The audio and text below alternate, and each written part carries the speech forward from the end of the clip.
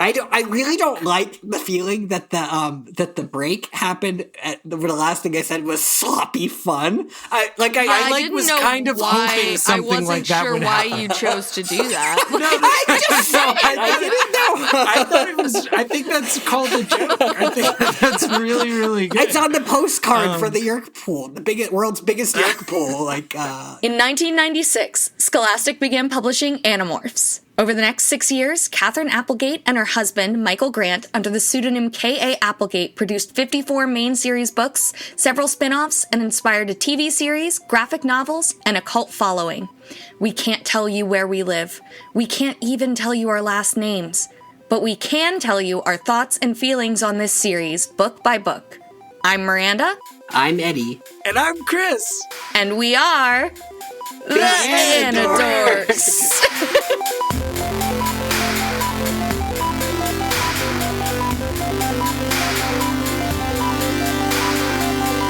These may be kids' books, but we discuss dark themes and mature content. There may also be some explicit language. Listener discretion is advised.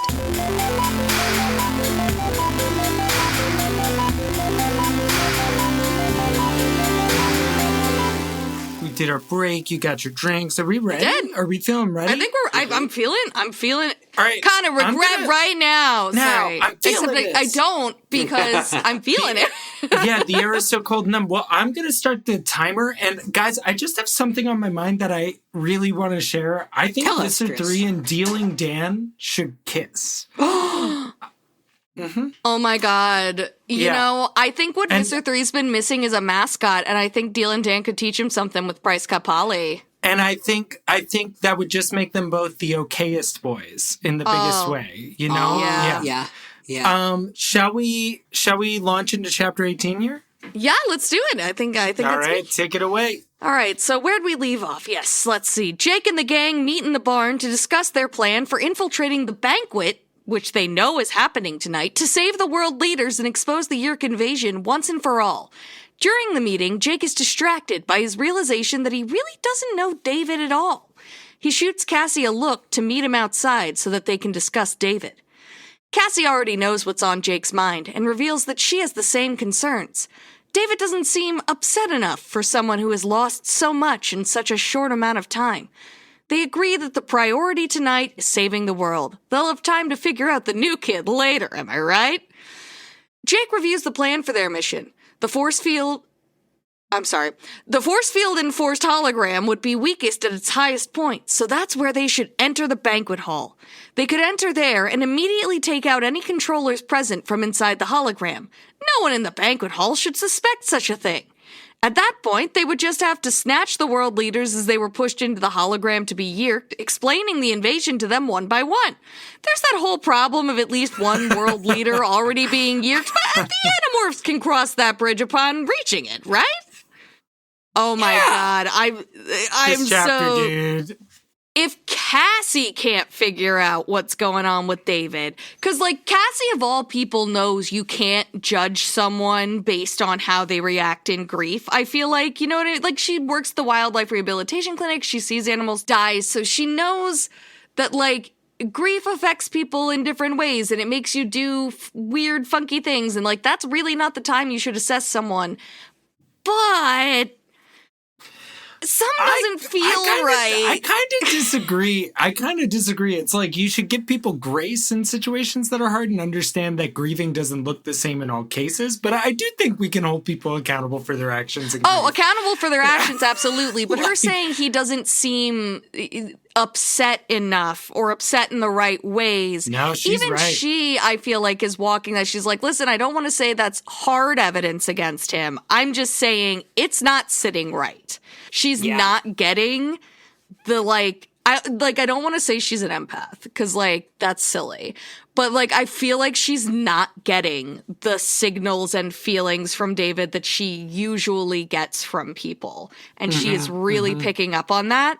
And if Cassie's not getting them, I'm not sure they're there to be gotten. And it's just now perpetuating itself because David, at least to some degree, is probably acting a little bit weird because he hasn't found anyone in the group that he's clicking with. So he's probably acting a little bit weird because of it. And it's just at this point, like, things are just bad with David. Like, there's a possibility that maybe like Tobias is secretly connecting with him or like hanging out with him, but we just don't. Yeah. You can't rely on it. Yeah. I honestly think if they had more time to think this through, or they could have thought of, well, because like Tobias doesn't come in with them. So like, could Tobias have babysat David and they go without him? No, they needed everybody to do the mission. But like, if they could have found a way, if they'd had more time, I think they should have found a way to do this mission without David. Yeah. Yeah. Mm-hmm. And I think they would all agree. I was thinking about that a lot. I was like, well, do you just like sedate him, or do you like have a subset of the team watching him? Like, what do you and I think like that's probably it, because it's like you don't need to bring all your firepower into this anyway, because this is a covert op.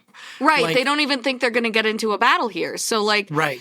And if they get into a battle, they're basically dead anyway, is what they probably think. Yeah. So like, I don't think they know enough to sedate him, although they do have access to a lot of tranquilizers through Cassie's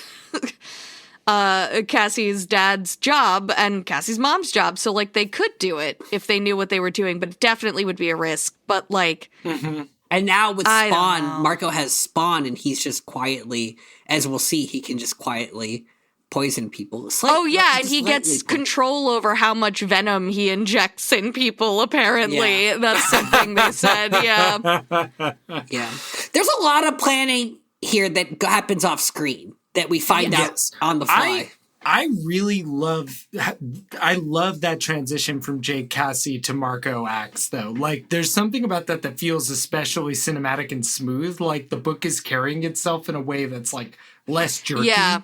Then, like, this book is, it has the issue of, like, it's like when you write a D&D campaign and you went through the first section too fast and now you're trying to stretch in the second section. And, like, so, like, we're a little bit in the second section. We could just be flying through, but this part actually, like, felt more just like it carried itself with kind of a swagger. Yeah, this chapter was like sort of cinematic, you know what I mean? Yeah. We had this meeting with everybody, and then we had the aside with Jake and Cassie, and then we sort of, as they come back in, we're sort of cutting into this ongoing conversation between Marco and Rachel and Axe about, the inferior Yeerk technology, and okay, maybe the Chi are better in this one specific area than the Andalites, but I won't say more than that. It was very cute. Yeah. It was a nice chapter. And I liked just sort of like I don't know, it's like, the way Cassie and Jake talk to each other, it's like you can tell they've done this a lot. Like, yes, yeah. It feels like the cutscene before the final boss fight, before the storm. Well, not the final boss fight, but before you realize how fucked you are, where everything's kind of going okay, and you're like, we have problems, but we're gonna get through it. And then, like, at the end of the cutscene, you hear like the music cuts out, and you hear like creaking trees or something. Right? Yeah. Which is accurate, because this is the last normal interaction the kids are gonna have. I think for quite some time. Yeah. This is the part where Jake says about David's behavior, all totally understandable, nothing really awful, not given how his life had been ripped apart. I don't think that's actually how he feels at some of these moments, but I think he's trying to contain it for himself, to not let it stress him out too much. Is that what we think's happening?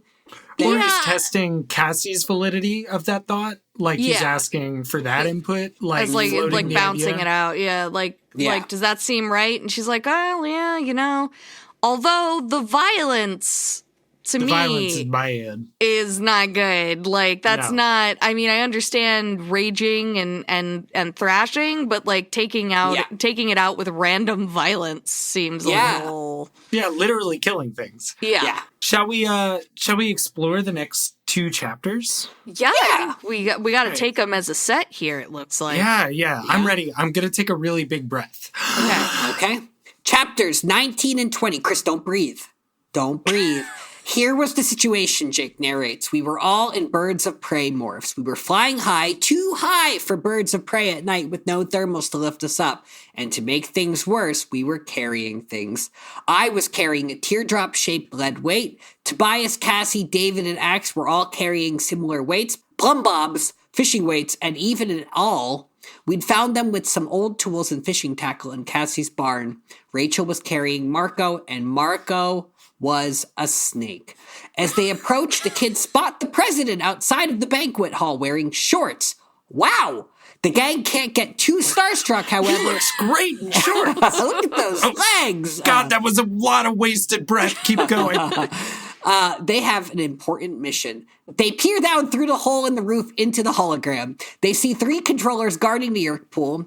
They speed towards the controllers and release the weights, intending to knock the controllers unconscious. Popcorn Chris. Only one controller is still moving after having a weight dropped. Can I breathe? Am I alive? Yeah, guy, you're You should probably breathe, yeah. Oh, God, thank God. Okay. Only one controller is still moving after having a weight dropped on his head. The gang enters the banquet hall, still concealed by the hologram. And Snake Marco bites the one controller who is still moving, injecting him with just enough venom to knock him unconscious. Jake narrates. It was bizarre beyond belief. We were invisible to everyone else in the banquet hall, but they were not invisible to us. The place was jammed. Hundreds of people, men in tuxedos, women in tuxedos, men in women's tuxedos. They were sitting at the long tables and milling around and talking and leaning over to whisper to one another and nibbling appetizers and sipping white wine. And these weren't just people. These were people of the seriously important, powerful variety. Popcorn Miranda. The Yeerk's plan was simple, Jake says. Wait until one of the presidents or prime ministers disappeared behind the marble column. Then, when the hologram was opened for just a split second, the 2 controllers waiting there would shove their victim inside. The hologram emitter would project an image of that same leader walking up to the stage to give his prepared speech. When the speech was over, the man would appear to walk back behind the pillar, at which point the real leader, now a controller, would step out and boldly sit down with his wife and aides. All the Animorphs had to do was intercept the world leader and quickly explain the invasion. They even had Yeerks and an Andalite on hand to make everything go down easier. Something feels off to Jake, though. The president is there in a tuxedo. Hadn't they just seen him outside in shorts? How could he have put on a tuxedo so quickly? That is the tension there. Well, as he's about to learn, it takes a very long time to put on a tuxedo. Yeah. It's true, yeah. That's a... So, we gotta talk just real quick. I just have a small problem with these birds, like, carrying so many things. Right. Like, how are they doing that so Like, I get it, but it's like... You know, it's just like, do they grip rough, it by the husks? Yeah, I think, like... well, if it was an African swallow, maybe. But, yes, it's... Right. But it's not a matter of where they grip it. It's a matter of weight ratios, right? Correct. Like a 5-ounce bird carrying a 1-pound coconut is Luckily, not going to... the weight is only 4 ounces. It's also okay, just that's how they got around it. Got it. I did look into that a little bit, though, and I'm very bad at math, so I had to trust random Google things. But it looks to me like a 4-ounce weight dropped from 200 feet up, which is where they were up top, would be going like 77 miles per hour by the time it hit the person it hit. Well, by the time it hit the ground. However, Jake is actually dropping it from a dive, in which he is going faster than that. And at the 77 mile per hour speed, it should, at 4 ounces, generate just under the force required to pierce a human skull. So at the greater than 100 mile speed that Jake is diving at, I think he shot that man in the head. Right. But we're all on the same page that peregrine falcons cannot magically fly down faster than gravity. What they do is they fall less impeded by air. They're Correct. more That is what they right, do. yeah. But when you throw something, or in this case, drop it from the speed that you're going. It's going the speed you were going when you threw it. Except that one would imagine a peregrine falcon. I don't know how they accelerate downwards, but it's possible that they just tip themselves down and start to fall. They do. At which point that acceleration would be roughly the same as the... But you're right. So is it possible this person that Marco found moving was just experiencing death tremors and then he injected venom into a corpse? They could all something? be brain dead. Yeah, is more what is essentially what I'm getting at. Whether or not it pierced the skull, they really probably fucking killed those guys. But not because of the venom, Chris. Not because of the venom. No. Marco's got no blood on that his was just hands. like the equivalent to like sleepy time tea, I think. The venom, it's just the melatonin. Yeah. And, you know, that aside, they don't kill these controllers, supposedly, but then they do morph them, which I think proves that they weren't killed, because I think they've said that you can't. Which this was the original premise of the band Boys to Men, was that they would have a man morph and they would sing as mid-concert. men. Yeah, you would start as boys and you would morph to men mid-concert, so you could experience both. Completely leave that out of my summary. I think that they break an Animorph's rule, which is that they morph, and they've done this before, but under very specific conditions, and these men are not consenting. Jake, David, and Axe morph into adult men, which they try to act like enemies, by the way. Yeah. like consent really doesn't enter in. They would never consent. No. I'm just saying consent has been a big part of their rule. Because, it's contextual. I think it's context-based. Right, but when Cassie took Rachel's morph to potentially be Rachel on the TV show if she needed to burp croc, like, Rachel said okay. And burp croc she did. But they specifically say that they're rationalizing it as these are controllers. They're basically Yeerks. And I'm like, the Yeerks are Yeerks, but the bodies are still the people that they were. Like, where is this sudden shift in thinking coming from that it's just okay to morph humans if they're controllers? I would say someone in that inner circle is likely going to be a voluntary controller. Like, somebody doing a job this important, like... I'm just saying. That's true. That's true. I didn't think about the fact that they could be voluntary controllers and that basically makes them as bad as Yeerks themselves. Well, and also what they do justify this as the stakes are just too high. The world leaders could be Yeerked and the war could be lost in a matter of days. That's how they justify it. I want to be clear. I have always been fine with them morphing other humans. I think they should have been doing it from maybe not day 1, but day 3. I think they should be maybe not morphing each other, but I just think we should. This will create some fun drama in the group. Yes, and I think it'll also make certain missions down the line a lot easier. if we've gotten over this hang up that we have about morphing humans. The hang-ups, not a big obstacle. They seem like they don't even think it's that weird to be an adult all of a sudden. Now that we're past it, I think that they could really learn a lot. Yeah. About themselves, the world. Maybe don't give David this morph, though. Is Tobias? Tobias is not present right now? Tobias is outside? Okay. Yeah. I don't know why. So. Yeah. I don't really understand. I mean, it is a very cramped space. More than an ethical dilemma, what they experience is a dilemma with tying a tie. And which Rachel knows how to do. And this is one of Cassie's weak points, this book, because they give it to Cassie first, and she's like, I don't know how to do that. But Rachel's dad always wanted a son. Yes. So Rachel knows how to tie a tie. Yeah. Rachel's known how to shave since she was 7. All right, chapter 21. Back to me. The French Prime Minister approaches the hologram. This is the Animorphs' moment. They just have to grab him when those 2 burly guys push the PM into the hologram. But that never happens. When the PM passes behind the hologram pillar, the guards do nothing. The French PM just walks straight up to the podium to give his speech. David wonders if the French PM is the Yeerk world leader. You realize someone just like listening to this podcast while driving just had a heart attack when you shouted pillar out of nowhere. Right? But then the Russian premier does the same thing. That's when Jake realizes they've walked into a trap. He orders everyone to morph into their battle morphs. The Russian premier begins to laugh a familiar laugh. Has the truth dawned on you yet? Do you realize what has happened? Come, surely you must know it now. Surely such brilliant fighters as yourself must have figured it out. Suddenly, Visser 3 emerges from the hologram of the Russian premier giving his speech. We were inside a hologram of a marble pillar, Jake narrates, but the hologram of the marble pillar was inside a hologram showing a room full of people. Visser 3 orders the hologram of the banquet hall to be turned off, revealing an army of Hork-Bajir at the ready. Then he orders the hologram of the pillar to be turned off, revealing the Animorphs and their battle morphs.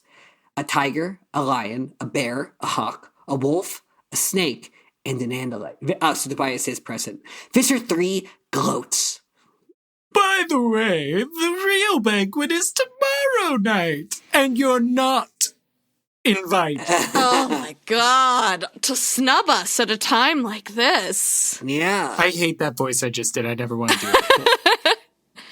I'm so over the moon about how deliciously theatrical this is, about how they wrote these speeches in foreign languages. They had a translator on the stage with the Russian premier translating what he was saying in Russian. Presumably, none of the kids speak Russian. He could have been saying fucking nonsense.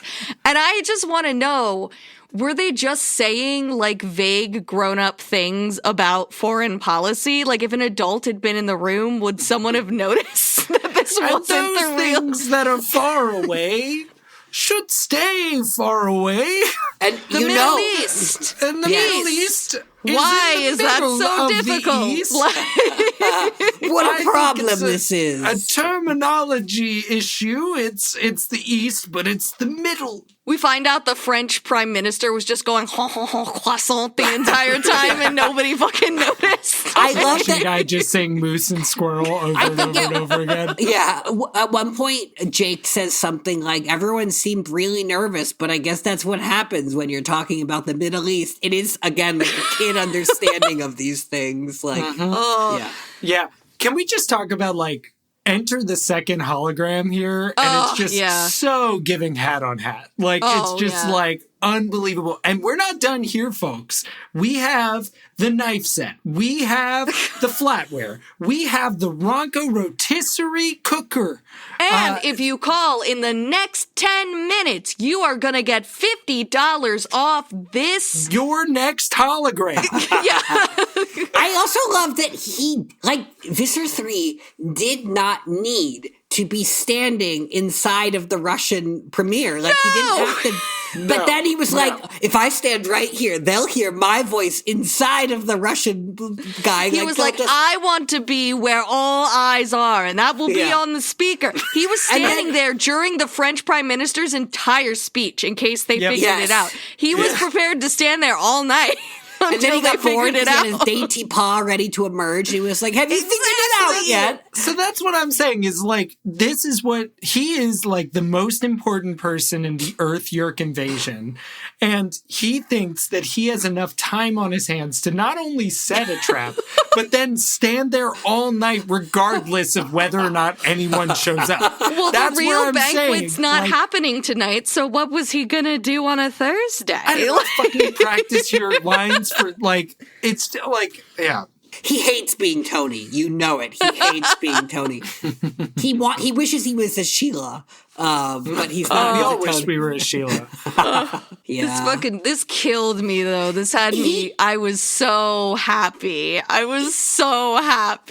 know, and he thinks this is his masterpiece. I don't think that it is. I think it'll prove not to be, but I don't know that he's ever gone this big before. Right? No. Shall we, like, keep hyping it up? He has. Yeah, let's keep going. He just keeps going in chapter 22. Yeah, I think this is perfect energy to continue. Yeah. We had Take a it away, simple Anne-Marie. choice, Jake says. Surrender or die. Only in reality, it was worse than that. Even if we surrendered, there was no guarantee we'd live. And at the very least, we'd be made into controllers. Bear Rachel wants to fight. Snake Marco says that if they even move, they'll be immediately fried by dracon beam fire. Lion David wails with fear, a cowardly lion, if you will, and Wolf Cassie nuzzles him to comfort him. Jake narrates that Visser 3 is dancing with glee. Quicks.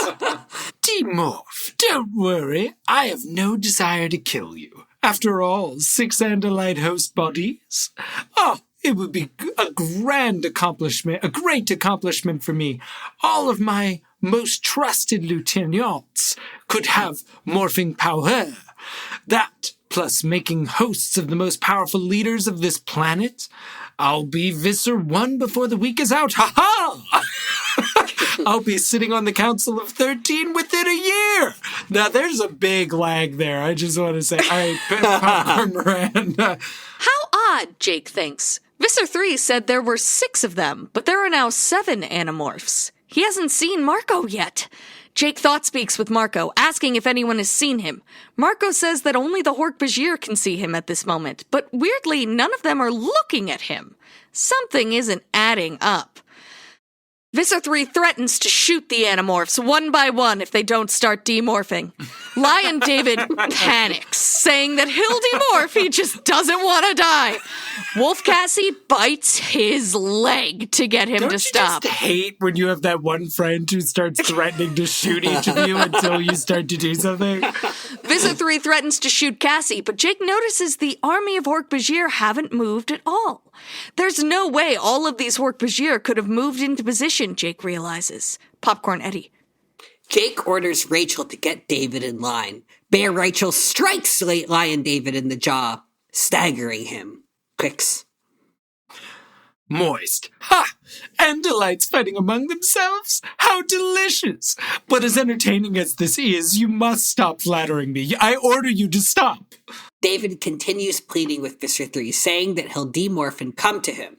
He begins to slowly demorph as he runs to Visser 3, insisting that he's on Visser 3's side. Meanwhile, Jake asks Axe in thought speech if it's possible that there might be a third hologram in the banquet hall, as in the entire Hork-Bajir army. Only one way to find out. Jake orders Snake Marco to attack. You guys, I'm sorry I said moist. Lopalop 2 asked me to say it. I'm sorry. Oh, yeah? Yeah, That's okay. They just were Flop like, asked. not enough moist in this episode. Okay. Please continue. I gotta say, this is where the weakness of the hologram really comes out, because the second hologram that we had, detailed, moving, sound, everything. But Visser 3, once Visser 3 revealed himself, he couldn't have the hologram taking all his attention. And it was more difficult to pre-program them based on how the Andalites would react. He couldn't know. I mean, he was very lucky that they were in the place that all the Hork-Bajir were facing. I know. You know? They could have entered from anywhere. Luckily they followed his plan to a T.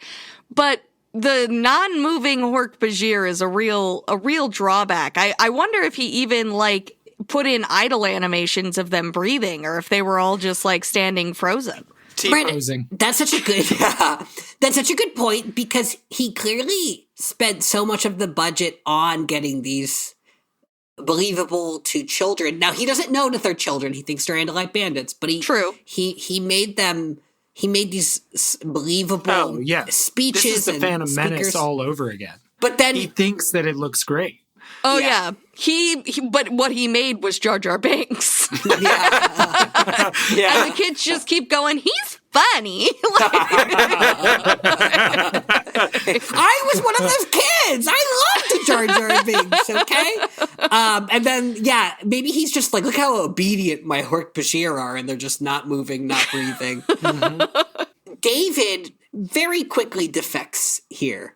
Or he starts to. He's a fence sitter, David. I also think Cassie's immediate sort of what do you want to call it? Her she is taking initiative in this situation. She is with like, violence, which is not her usual before tact. that, she did try and soothe him. Yeah, she did. She was like, okay, I'm going to try and like soothe this idiot into not getting us all killed. Yeah, she was And like, then I she can was be, right where- I can be your friend, I can be your angle, or I can be your devil. You know what I mean? Yes, like, exactly. For Cassie, she's Your probably angle? Yeah. That's really. You've never I do remember that. I have heard that. That's really good. It's been a really long time. Cassie probably justifies it to herself by thinking that she is protecting David because she knows that if David goes over there, he's going to die. And Yeah, she's I don't stopping know, him I from don't making a know. bad choice, is what I think she thinks initially. and protecting your But friends, but yeah. Then she's like, well, Rachel's like, if you go over to him, you'll die faster than he would have shot you. And he's like, they're threatening me. It's like really stupid. She bit me. They're threatening me. It's like, David, you're in a gang war right now. Like, you're in a really tense moment and you think that you're not going to die. I kind of disagree a little bit, Ed. I don't know that she had to justify much except the safety of her own group. I think because she has been so baller this book. I just wouldn't put it past her. I mean, your read is accurate too. I could see her doing the It's mental probably gymnastics. both. It's probably both. Yeah. I don't think it's both, but you're allowed to think that. Yeah. No, I'm just I don't think she'd have done it if it wouldn't have helped. Let's put it that way. She wouldn't have, But but it's like at this point, she's actively trying to hinder him from giving away information. Yes, Like, she's like, no, it is now worth it to hurt you because you're doing. Yep. Yeah. I guess I'm justifying it from the place of like, she was just nuzzling him. It's such a about face, like I think she's kind of becoming a pro at the manipulation part of like not like manipulation. I don't think she's like a manipulator, but I'm just saying like she both knows what's happening and then is just in the position to do something about it. And probably in a way that wasn't as obvious as Jake, who Cassie says was staring at David all day. Mm-hmm. Cassie is probably also keeping an eye on him. She's right there with Jake in terms of sensing something up, so she's probably just like keeping a close eye on him at the same time. And she knows that he responds badly to Jake's style of authority. Like, he doesn't like this idea of authority over him. So with the nuzzling, with all that, she's like, okay, well, maybe if I come at it from a different angle, like he'll... And then he was like, I'll defect. And she was like, nope, no time. Gotta bite him. Yeah, and I think part of the reason why it's so badass is like she was out of the way of his retaliation before he could even tell what was happening. Yep. Like, I just love something about how calculated she is and how much credit she gets for thinking through her actions. And like, I don't know, I just think that that's really bold. Oh, I would love to see a lion chasing a wolf in a circle because he can't quite catch it. Like, I imagine she like jumped up on his back at some point. It was just like, yeah, sorry. Like, yeah. I do feel like on a like series level, I feel like they've really figured out Cassie. And I remember thinking that they hadn't quite figured out Cassie, how to write Cassie, what she's doing, like what her dynamic is in the earlier books. And it really feels like they just know who Cassie is at this point. I mean, like from Gump on, she's had like she's different now. Yeah, well, she had I'm a whole thinking arc. about that. I'm thinking about that too in this because she almost fucking iced Fenestra. Mm-hmm. And then Jake pulled her back, and she didn't know in that moment if she'd have done it if Jake hadn't pulled her back. And then she was so mad she went and killed Gump. Yeah. Yeah. But then it follows through, like that through line goes directly to book 19 where she's like, I'm not sure if I killed that Hork-Bajir after Jake called me off. Like, I don't remember. And like, in Megamorphs, when she killed that, she was the T-Rex. Yep. Yeah. And so she is getting in touch with her violent side and trying to find peace with that. And luckily, David has provided her an outlet that makes sense. Yeah, we all need a little David in our life. I do feel like, I hope, because I hope it pays off, I feel like we're going to get a moment down the line where Cassie, like, has to, like, reflect on the fact that she's become... that she has embraced violence a Why little would you bit think more. we get Yeah. a moment like that? That doesn't seem realistic. I hope we do. I don't. Maybe it just gets swept off. I don't know. But I cannot imagine that at this point it'll be swept away. I would Yeah, be I don't surprised know. at this point. We're 20 books we now. don't know what these ghostwriters are doing. We don't know That's them true. yet. Well, we do know that it gets spooky already, and what's Oh my spookier God. than emotions? I know we're at Oh my time for God, this too chapter. spooky. But what if?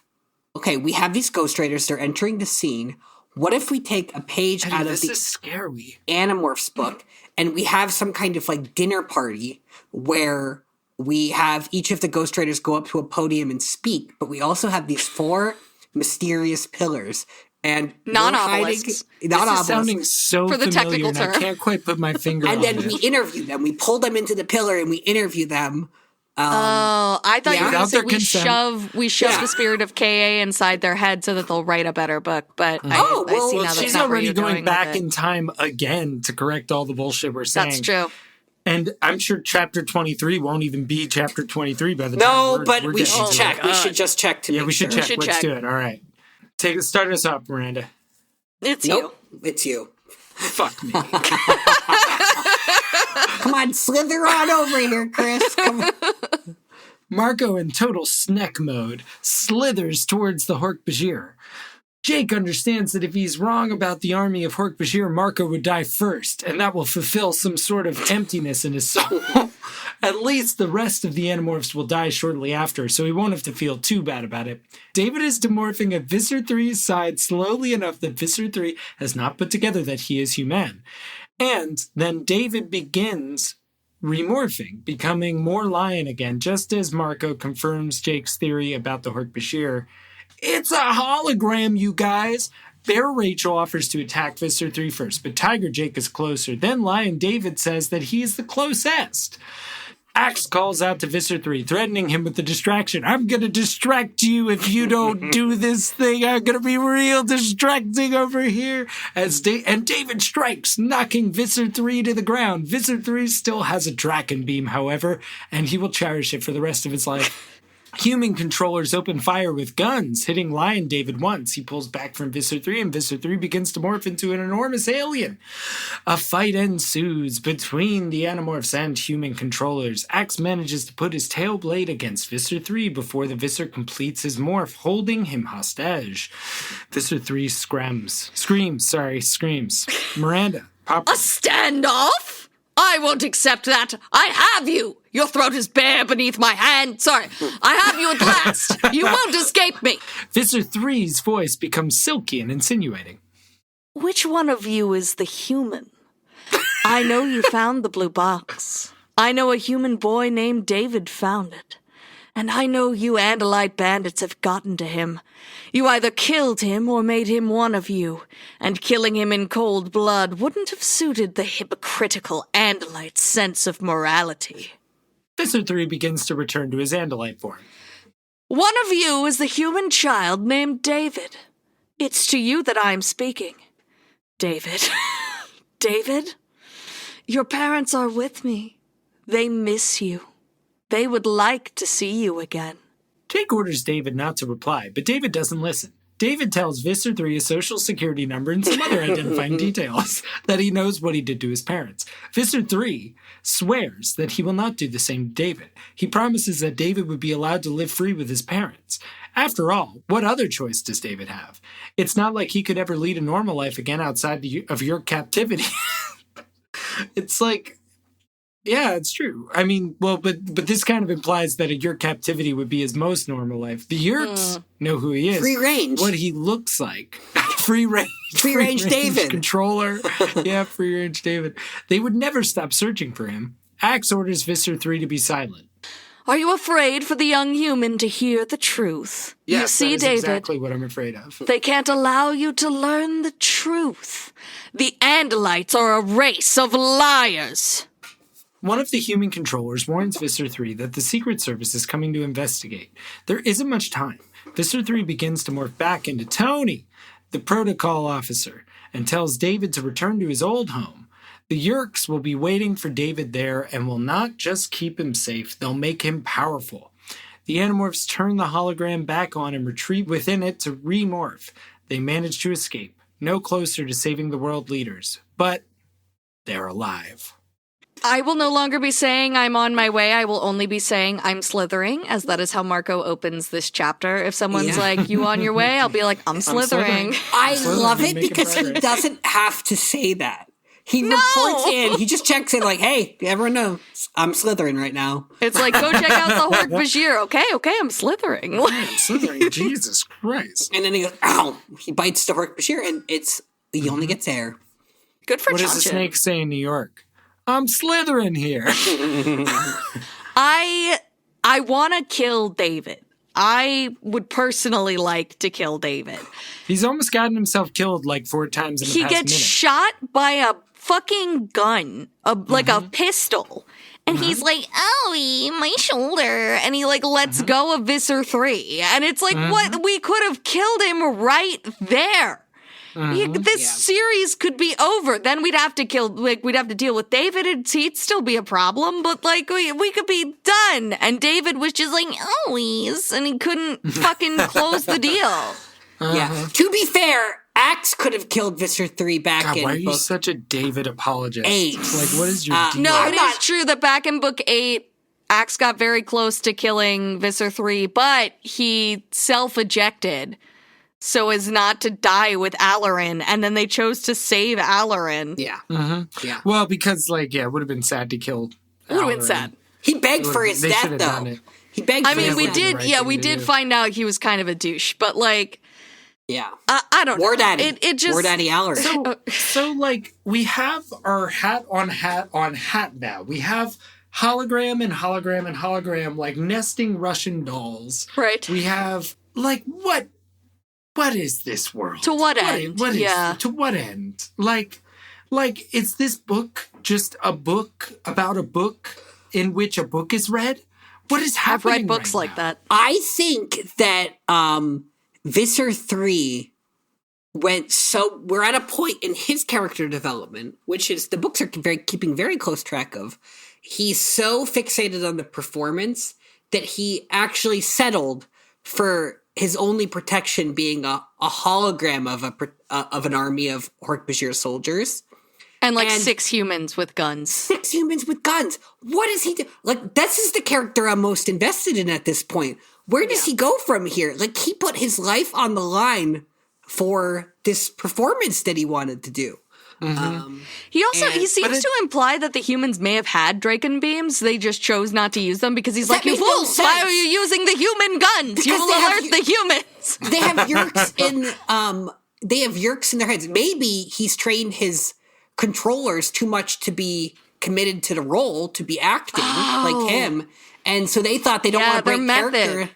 Yeah. Yes, They're like, exactly. oh, I'm sorry, They're Visser Daniel 3. Day-Lewis. I forgot what a dracon beam was because my One character action, one doesn't thought. know One what action, that one thought. is. Yeah. Yeah. But like, what do they just have it somewhere else on their belt? Like, I don't understand. Where are know. they keeping the dracon beams? Maybe they have some of those glasses emitted beams and they've like strapped to their ankle. I don't know. What?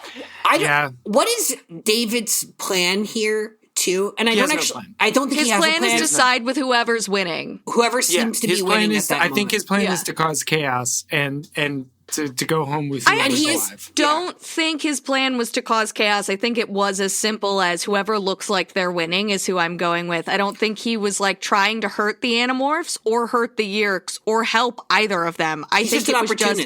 just yeah. It seems like the Yeerks are winning. I'm going doesn't over that there. then mean his? So you think he's an opportunist, but he doesn't know he's an opportunist? Is that I what think you're he saying? knows, but I don't think he went into this situation going, I'm going to cause chaos by switching sides. I think he went, oh, fuck, I'm going to go with whoever's I don't not think dying. I was suggesting that either, but I think by the time he's starting to act out, he's like, oh, I need to make a move here because this is my chance. Yeah, Yeah, he's a worm. That's what I'm He's saying. a worm. He's a worm. Yeah. Okay, I have so in the moment not Slytherin. I wanna zoom in on a particular moment where he is like he's running to Visser 3. He is And he's saying, Daddy Visser, Daddy He's saying, Visser, I'm on Daddy your Visser, up in your side. arms. Yeah. I want uppies. yeah. I want to uppies, Daddy Visser. And he doesn't realize that Andalites have very weak arms. They can't do uppies. Oh, that's so true. Yeah. But that is can do them Visser with their 3, mind power. He They He could morphs never into do a the dirty dancing lift. No. They can do it with the telepathy.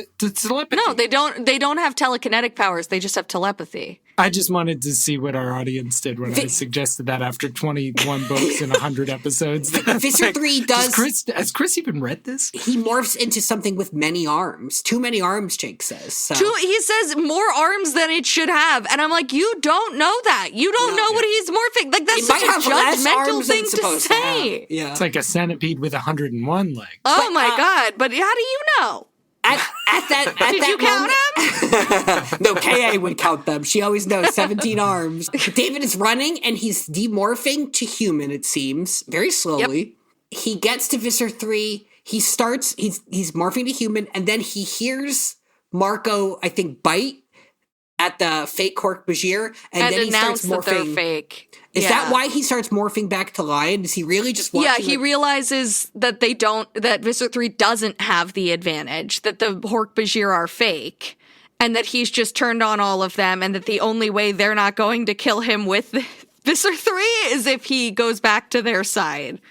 But is it possible that David is always playing both sides and he is thinking that, and I'm not saying this because I think it's a good move, I think it's stupid and still opportunistic, but he's running towards Visser 3 saying that he's giving in, and that if the fight swings in Visser 3's favor, he'll go with him.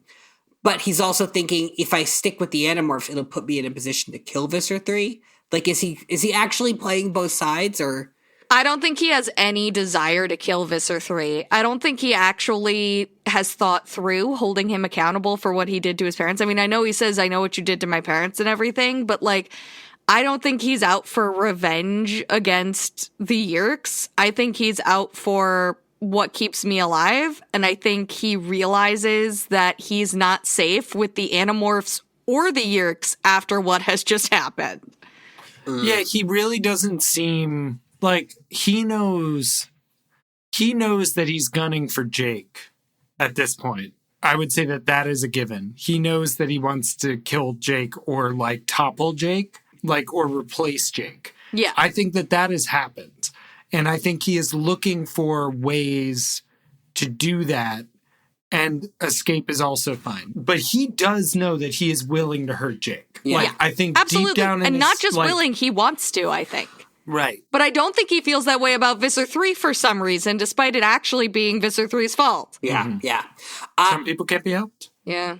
And David is not a performer. I don't think he has ambition or, like, he wants to be more powerful. He doesn't want to capture the audience. Did you just get your performance reviewed? Like, did that just happen? I mean performer as in, like, Visser 3, the actor. Like, he is... like, he's not... I don't think he could sell it. He's going to go on to say, and we're not going to get to it now, but he's going to go on to say that he was always just trying to trick him. And, like, I don't think... And they all don't buy that he's that good of an actor. So, but they all are like, uh-huh. Yeah. Mm-hmm. What if... Okay, so book 1 of this trilogy, David hates Marco. Marco is enemy number 1, in part because people actually like Marco. Yeah. Marco's charming, and Marco's funny, and David's not funny. We see in that first book of the trilogy, book 20, David tries to be funny and no one laughs. Everyone just finds it kind of awkward. Yeah, his jokes don't land. Oh, and in this book, he laughs at his own jokes. He's resorted to that. Yeah. Book 21, this book, he hates Jake because Jake's a good leader. People follow Jake. Jake has power but doesn't want it. I think maybe it's Rachel's the next narrator, right? Yeah. I feel like Rachel has actual brute power. She's a soldier. Yeah. And I feel like that's what David's going to hate about Rachel. That's what David's coming for next. Yeah. Yeah. We'll see. We'll see. But Jake's going to be fine at the end of this book. I'm not saying anything's going to happen to Jake or any of the other Animorphs. I think everyone's... Well, no, yeah. If you can believe it, this book's not over. Yeah, this book doesn't end here. On this cliffhanger, we have to read a bunch more chapters to get to yet another cliffhanger. It's just cliffs all the way down. Yeah. Oh, man. You guys, to take us out, I really like... I said something at the beginning of the episode, and I'm just feeling kind of weird about it. Can I talk about this with you guys? Yeah. Okay. Just real quick. Okay. We're stopping recording. We're stopping recording. We're stopping recording. No. Yeah, this is off the record. Okay. So, no, don't stop recording. Don't stop recording. Okay. No, I know. I was playing along. All right, cut the part where I told you. You guys, earlier I said I think Visser 3 and Dealin Dan should kiss. Mm-hmm. Uh-huh. The okayest boy told me to say that, and I didn't mean it. I really meant it. Okay, you mean like with tongue? So you mean, wait, are you saying you didn't mean it at first, but now you do? I should have given it a bigger pause. Hold on, I'll read that again. So earlier I said, I think the Visser 3 and Dealin Dan should kiss. The okayest boy told me to say that in this episode. Okay. You guys, I didn't mean it. Okay. I really meant it. Okay. Like with You know, tongue. we need Confirm tongue. we need a new word for that. Like, you know, it's like I didn't just like it, I loved it. We need like I didn't just mean it. I meant it? I meant it. I meant it. Yeah. I meant it.